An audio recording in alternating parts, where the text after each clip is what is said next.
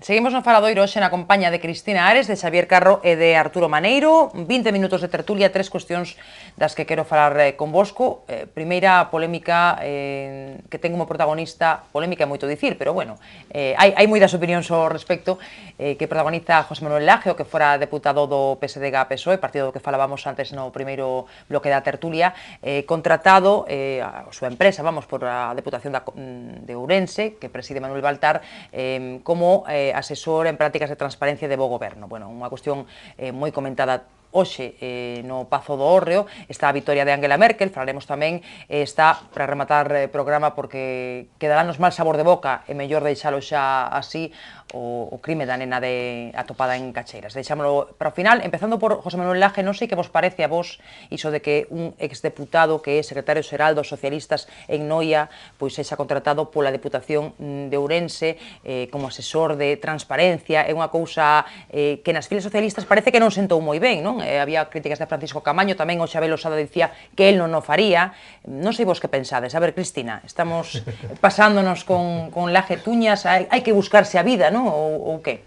Ti que pensas? A mí me sorprendeu bastante, porque entendo que non se pode pasar dun día a outro a criticar pois ao presidente da Deputación de Ourense pois por as súas prácticas pouco transparentes un día e o día seguinte pois ir a falar con el para que lle dé un contrato a dedo, ou unos mente antes ou unos mente agora. Creo que unha mínima coherencia é exixible a todos os cidadáns e máis a unha persoa que acaba de ser deputado no Parlamento de Galicia. Logo me chama a atención que haxa que contratar unha asistencia técnica para ser máis transparente. Eu creo que hoxe en día pues, todos sabemos como ser máis transparentes se temos vontade de selo. E logo esa contradición entre a forma de contratación e o propio xeito do contrato. Me parece... Bueno, que viches a noticia e me chamou moitísimo a atención, sinceramente, sí. A ver, Arturo, na mesma liña ou que? No, outro punto de vista distinto. Deixamos a saber pro final a propósito, sí. No, porque digo, é un parlamentario que deixou de ser parlamentario que efectivamente ten que conseguir a vida de alguna maneira, porque ten unha empresa pública, unha empresa de algún tipo de servicios, a presentará a donde se sea necesario poida ter un contrato. Si se presenta na Deputación de Ourense e o deputado de Ourense o contrata, ou é moi osado o que o contrata, ou quere facer algún tipo de xogada política con ese contrato. Por outra parte, tamén é osado porque, home, facer con unha persoa que era da oposición e que sempre estaba criticando, poñer nas súas mans e todo o que é un sistema de transparencia, pois é darlle moita información, diríamos, á oposición tamén, o sea, que estás de algún xeito dándolle información. Desde o punto de vista do Partido Socialista, pois pode dicirlle, pois teño aí unha persona que vai a ter moitísima información do presidente da Diputación de Ourense, polo tanto, eu vou a ser beneficiado desa capacidade que vai a ter de coñecemento da Diputación, polo tanto, pois non lle vexo moito problema ao tema. Ora, si é certo que haberá no PSOE moita xente que já ten xurada a Laje Tuña e que efectivamente pois aproveita esta oportunidade e irán a por el como noutros casos, vamos. A ver, esas críticas que che pareceron a ti, Xavier, ti tamén as secundas ou que? O punto de vista de Maneiro é moi interesante, moi interesante porque efectivamente hai que ver as cousas sempre tamén desde o espello, non? Pero, bueno, eu creo que efectivamente un parlamentario cando deixa de ser diputado non ten dereito a paro, non? A desempleo, e polo tanto pois queda sin salario e ten que buscarse a vida, e iso é razonable, non? Desde ese punto de vista a mí non me parece mal, non? Que se faga iso, pero sí me parece que o orden dos feitos ten importancia. E penso que si Laje presentou unha oferta para prestar os seus servicios, que non é o mismo vender folios que vender asesoramento en materia de transparencia, non é o mismo, non? Non é igual ter unha empresa de folios e venderse a todo o mundo que isto, non? Pois, se efectivamente presenta unha oferta, pois, o minuto antes de aceptar o contrato, se lle ofrecen, pois tiña que haber comunicado ao partido pois, según a miña opinión, a súa baixa naqueles cargos orgánicos que ainda ostenta. Quero dicir que el, na súa condición de militante, pode traballar no que lle dé a gana e para quen lle dé a gana. Pero desde o momento que ten cargos políticos representativos dun partido determinado, pois ir a traballar para asesorar o partido de enfrente, pois, home, a mí non me parece que sea moi razoable, non? Non digo que non poida facelo, que non poida traballar, pero creo que o correcto sería, pois iso, antes de aceptar ese contrato, pois causar baixa dos cargos orgánicos que tiña no partido e non pasa nada, é unha persona que tiña unha actividade pública, deixa de tela e, polo tanto, traballa no sector privado. Pero me parece que non soupo trazar esa línea correctamente e creo que foi, pola súa parte, un erro. Deberían ter dereitos deputados que deixan de selo a cobrar o desemprego, porque era unha cuestión de que falaba Xavier, tamén a Abel Osada, non? Falaba nese sentido, non? Dicía non por el, porque ele é funcionario, digo por Abel Osada, pero falaba de outros que o mellor non estean nesa situación. Que pensades? É complicado meter esa dinámica no Parlamento Autonómico, sobre todo tendo en conta que xente nova, que xente que pode ter outros traballos, que pode ter outro tipo de salidas, cobrar un paro, o mellor non está moi justificado. Eu, en todo caso, creo que, si, primeiro, para cobrar ese paro, habería que cotizar por él. Entón, por tanto, habería que cambiar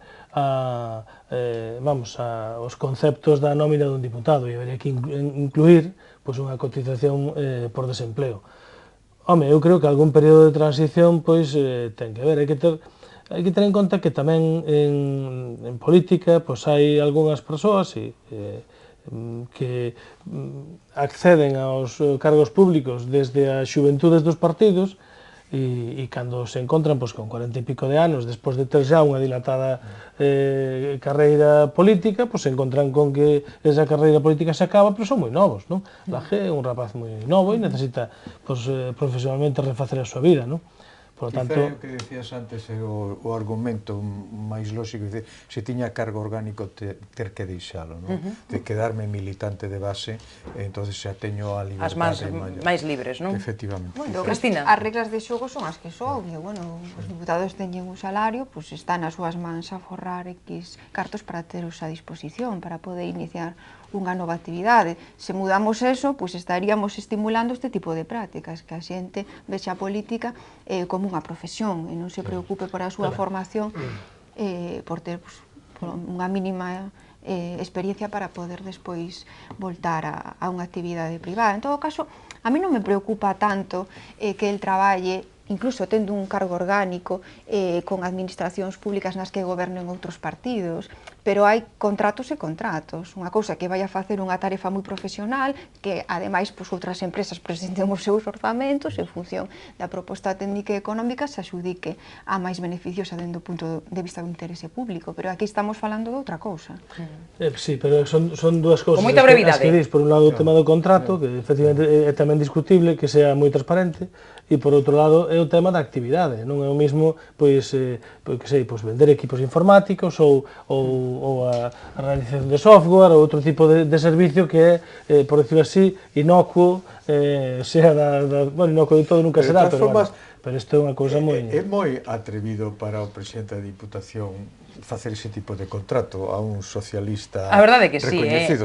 É realmente sorprendente, por eso que diste. Isto foi con algún motivo, non é venderte un equipo informático, é que che vai estar asesorando sobre certas prácticas que tes que facer. E vas tes que contar moitas cousas. Claro, realmente é curioso. Pero o presidente da Diputación xa tivo outro momento no que acudiu a coñecidos socialistas por o tema da súa biografía, que eso deixou sorprendidísimo a moitísima xente. Efectivamente. O sea, que el ten esa certa tendencia de implicar de algún xeito o PSOE. No fondo ten mala conciencia, sabe que a verdade está no outro lado. Bueno, falemos porque temos pouco tempo da muller do día, Angela Merkel, a chanceler alemá, tras a vitoria da Unión Cristiano-Demócrata nas eleccións de onte, quedou o borde de maioría absoluta, dicía ela hoxe que non ve motivo para cambiar a política europea do seu goberno, así que non parece que vayamos ver unha flexibilización da aposta pola austeridade.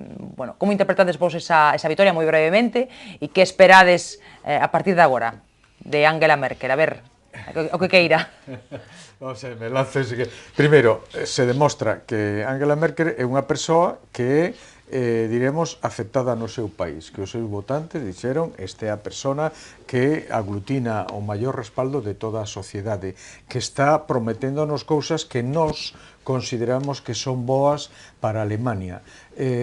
Por outra parte, se ela chega un momento en que gaña as eleccións, vai a ter, no momento que gañou, vai a ter certa facilidade para non facer o que estaba dicindo que ia facer en tema de austeridade, tal, que todo o mundo está dicindo, como hai eleccións, non pode decir outra cousa que o que queren escoitar os alemáns. Ora que xa gañou as eleccións e formará o goberno, Cambia o panorama. Cambiará o panorama, polo tanto, flexibilizará.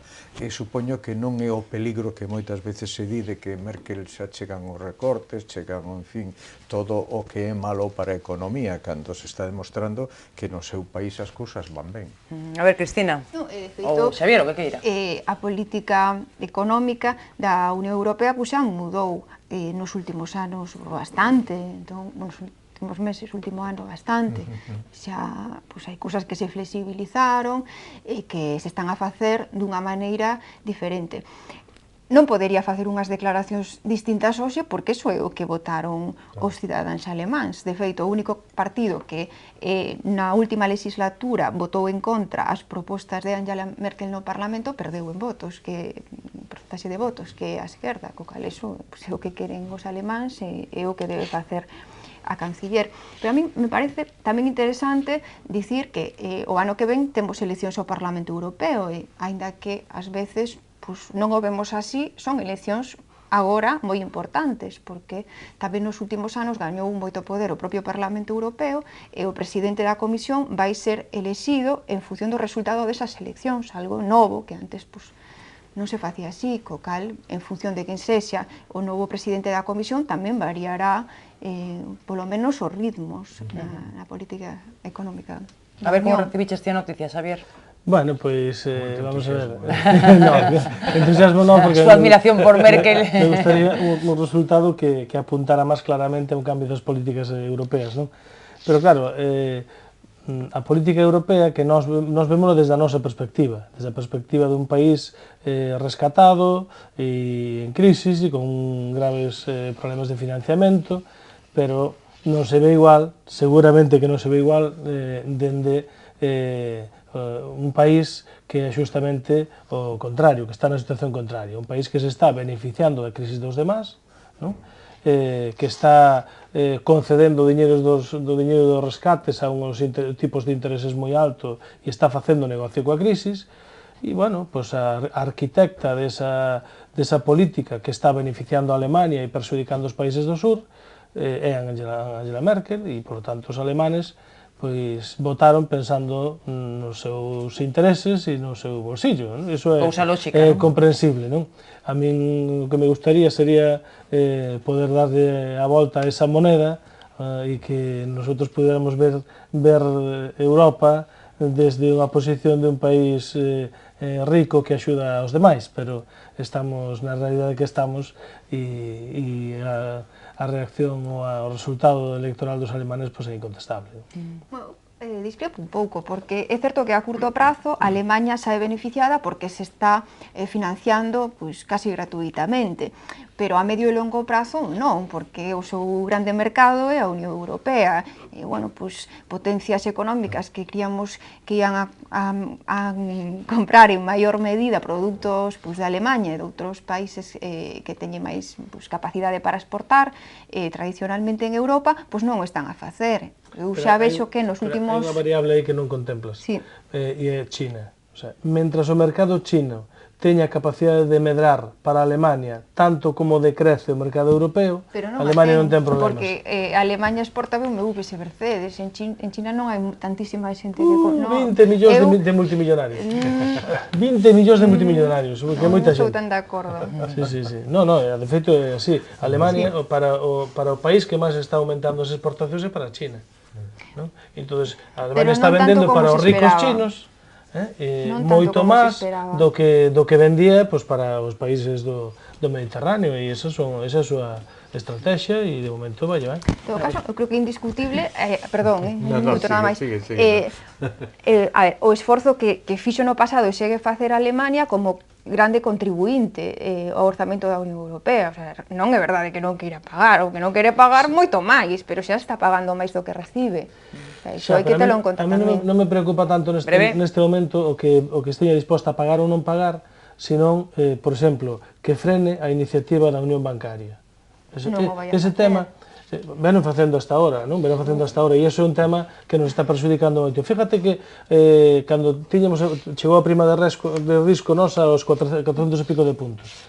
Un día chegou o Banco Central, por orden de Alemania, ou con el consentimiento de Alemania, se non mueve ni unha coma, dicindo que apoyaba as monedas que superaran tal, a prima de risco e non sei que detrás estaría o Banco Central para o que fixera falta, non fixe máis que aquilo. Levamos un ano onde a prima de risco evolucionou dunha forma totalmente distinta porque houve unha estrategia económica distinta do Banco Central Europeo.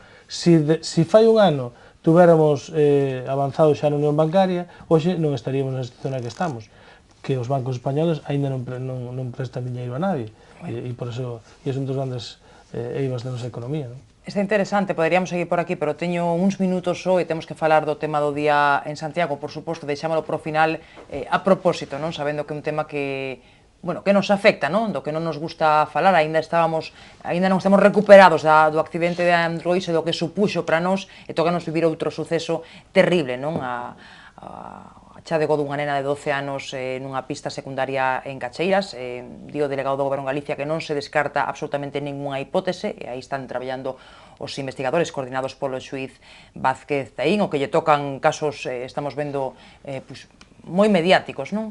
A nena estudaba no Instituto Rosalía de Castro e hoxe pudemos falar co seu director, Ubaldo Rueda, que nos contaba o consternados que están os alumnos e un pouco como se lles foi explicando que é o que se sabe ata o momento. Imos escoitar as súas palabras, logo facemos unha valoración a que podemos facer dun suceso tan terrible como este.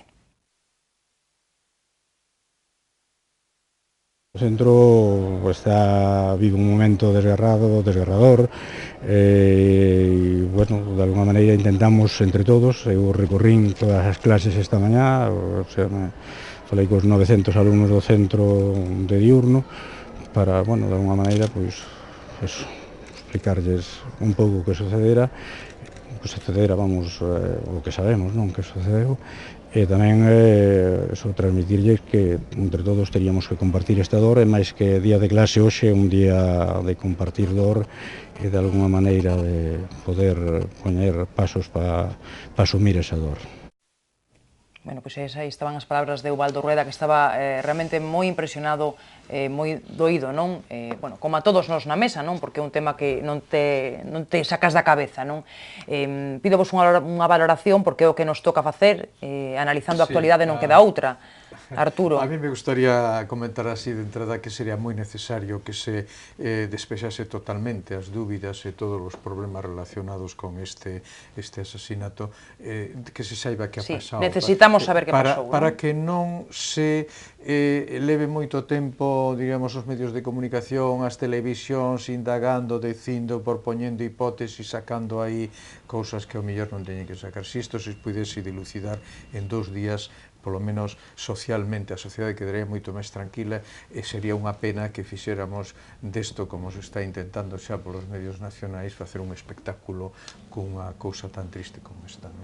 Cristina e Xavier, a vosa sensación? Efectivamente, unha noticia moi triste, inesperada, nunha cidade segura e tranquila como Santiago. Tamén o desexo de que se aclare, porque se percibe certa inquietude, como non podía ser menos, en toda a cidade, e que seguramente tivese sido un accidente ou algo que non ten por que afectar aos hábitos e costumes da cidadanía de Santiago. A ver, Xavier.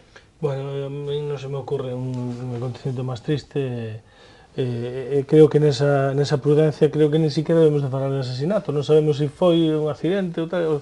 eu comparto con Maneiro que o millor que nos podía pasar a todos, desde a familia hasta os cidadáns de Compostela, do resto de Galicia, por suposto, que se despexaran canto antes e que se despexara sin ninguna duda, que non quedara dudas de se foi así ou foi de outra forma ou que sería, que pasaría. Ojalá se poida despexar con claridade todo o que pasou e se pode dicir, bueno, pues foi en calquera caso un acontecimento terrible e desgraciado, pero foi así.